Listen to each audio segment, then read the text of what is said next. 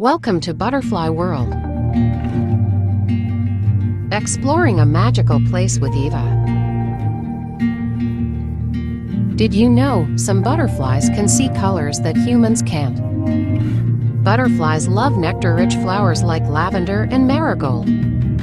Walking through the world of fluttering wing and vibrant colors, every moment feels like a fairy tale. Eva spotting her first butterfly, chasing butterflies like a little explorer.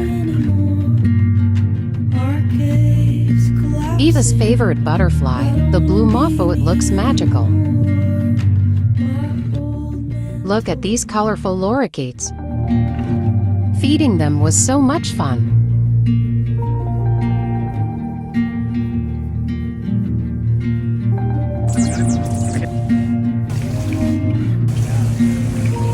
A beautiful day filled with colors, nature, and smiles.